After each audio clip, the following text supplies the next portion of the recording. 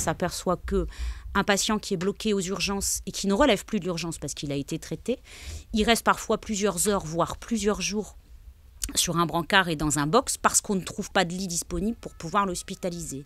Ce qui fait que quand un lit se libère, donc les lits doivent se libérer très vite, les agents des autres services et les autres services doivent être hyper réactifs pour faire la sortie du patient, préparer la chambre et faire entrer le nouveau patient, le jour comme la nuit, ce qui oblige à désorganiser les équipes et les services, et parfois même à hospitaliser des patients dans des lits de spécialité dont ils ne relèvent pas forcément. L'important étant d'avoir un lit et de pouvoir rentrer dans une chambre.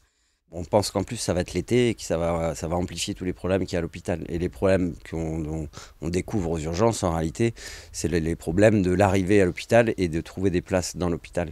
Donc les urgences, c'est un symptôme, on va dire, de ce qui se passe chez nous. C'est pour ça qu'on a élargi ce préavis de grève à tous les personnels de l'hôpital et du CHU de Lille. Mais on n'est pas les seuls, hein. On a des collègues qui ont appelé chacun dans leurs établissements ici dans le Nord.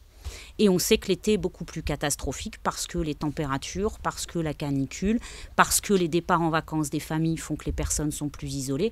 Donc les collègues des urgences sont déjà dans la panade, quasiment de manière chronique à longueur d'année, mais sur les périodes de vacances et les périodes de vacances d'été, on sait que ça va être encore plus catastrophique.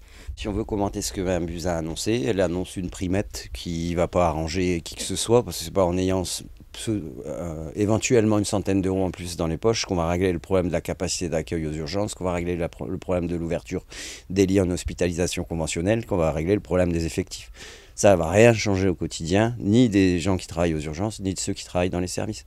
C'est une primette peut-être qui a pour intention de faire taire les hospitaliers, mais je pense que ça peut pas fonctionner comme ça. On ne peut pas nous acheter et continuer à nous laisser travailler dans ces conditions-là. Et c'est valable pour tous les fonctionnaires hospitaliers qui ont eu un retard d'augmentation de leur point d'indice depuis 2010, au moins.